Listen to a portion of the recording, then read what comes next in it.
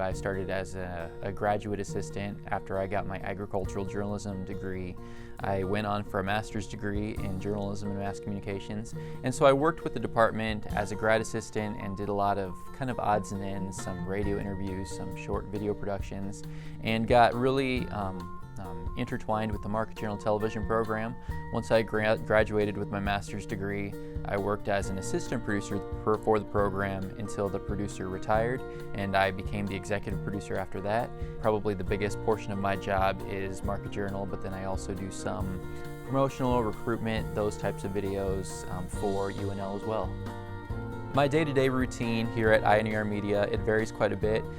As Market Journal producer, we spend a lot of the week kind of determining content for that week. We try to get most of our interviews and story ideas scheduled for the early part of the week. We may travel the state, we may travel beyond the state to get relevant interviews for our program. Then towards the end of the week, we work on editing the program together, and then we need to make sure that we've got a program to send to NET, that's our broadcasting partners, by Friday morning. I would say there's a really good split of time spent in the office and time spent out of the office. Obviously, I think if I had to sit at my desk all day long, I would get really bored. So it's really good that I'm able to go out into the city, out into the country, to get various interviews for segments for our program. That makes work a lot of fun, you know, especially during nice days. Being outside is great. We also do a lot of traveling out of the state and out of the country too to get segments for our show. I would say the biggest challenge that I've had in this position is, again, that we are a team of two. We've got myself as the producer and the host. That makes it extremely difficult if we're ever wanting to, take vacation, or if one of us gets ill or anything like that. Because, again, we're a weekly program.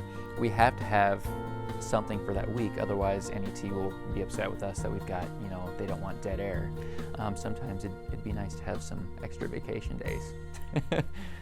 I would say the most rewarding thing that's happened with the show is being able to get positive feedback from your audience. You'll get an email from someone, from a corn producer or a soybean producer or a farmer, that says, we saw your segment with so-and-so, and that really helped us in our farming operation.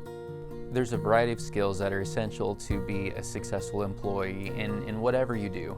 And I'd say the first thing that young people need to be able to do is to be adaptable and to be willing to learn different skills. I'm a team of two basically for our television program, so that's different than a lot of different television stations or programs that might be out there, because they might have massive crews. Here it's basically all me and our host.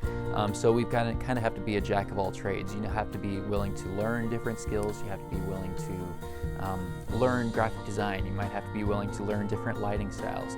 You might not be a professional at all of those different things, but having kind of a general grasp of those things will help get you very far. And journalism was something that I excelled in. I really enjoyed doing different communication types of things, writing, video production, graphic design. I liked Photoshop. Once I found out there was an agricultural journalism, I felt that this would really separate me from a lot of other students that are out there. This would give me more of a specialization, and I felt that this degree really catered to my needs and what I was looking to do in my professional career. I would say from when I started to now, there's a lot more dialogue through social media, and I think that's really helped our audience, because when I started, we had a television program. We also delivered it through podcast, and we delivered a online version only. And our audience numbers were okay, but they weren't great. That's when I kind of started to incorporate a lot of social media elements. We've got a mobile app, so farmers that might not be able to watch our show on the weekends, they can watch it on demand anytime. So really being able to understand what's out there and how this can benefit your audience has really been kind of beneficial for me. I feel like farmers and ranchers are getting more skilled at mobile technologies, and they're going to be expecting more of their agricultural media at their fingertips, at their schedule. They're on their mobile devices, especially their smartphones, looking at the markets. They're looking at ag media. They're listening to a lot of their ag radio online.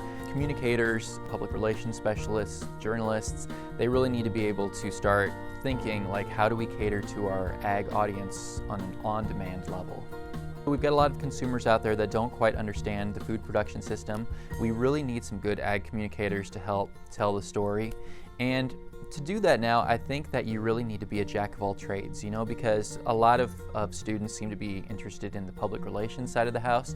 And I think that's a great way to get involved in agricultural communications or agricultural journalism.